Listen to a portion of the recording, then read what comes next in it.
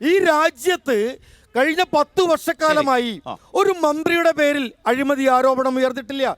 ഈ രാജ്യത്ത് 80 കോടി ജനങ്ങൾക്ക് സൗജന്യമായി ഭക്ഷണം നൽകിയത് നരേന്ദ്രമോദി ഗവൺമെന്റ്. ഇലക്ട്രൽ ബോണ്ട് എന്ന് പറയുന്ന ഒരൊറ്റ അഴിമതി പോരെ ഒരു സർക്കാരാകെ വ്യവസ്ഥാപിതമായി അഴിമതി നടത്തുന്നു. ഇഡി പോകുന്നു, കമ്പനികളിൽ റെയ്ഡ് നടത്തുന്നു, തൊട്ടുപുറകെ കോടികൾ ഇലക്ട്രൽ ബോണ്ടായി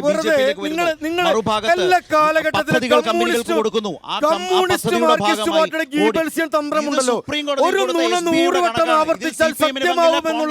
നിങ്ങളുടെ വ്യാഖ്യാനമുണ്ടല്ലോ. സുപ്രീം കോടതിയിൽ കൊടുത്ത കണക്കുകളിൽ നിന്ന് വെളിവായ രാജ്യത്തിന് മുമ്പിലെ യാഥാർത്ഥ്യം. ഇലക്ട്രൽ ബോണ്ട് വിഷയത്തിൽ നമുക്കറിയാൻ സാധിക്കും 2017 വരെ കള്ളപ്പണമായിരുന്നു തെരഞ്ഞെടുപ്പുകളിൽ ഉപയോഗിക്കപ്പെട്ടിരുന്നത്. ഞാൻ പറഞ്ഞോട്ടെ, രാഷ്ട്രീയ പാർട്ടി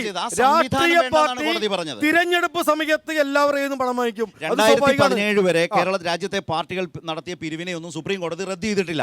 പകരം 2017 മോദി സർക്കാർ കൊണ്ടുവന്ന ഇലക്ട്രൽ ബോണ്ട് എന്ന് പറയുന്ന പുതിയ ഗുണ്ടാ പിരിവ്, അഴിമതി പിരിവ്, ഇലക്ഷൻ പിരിവ് സുപ്രീം കോടതി റദ്ദ് ചെയ്തു.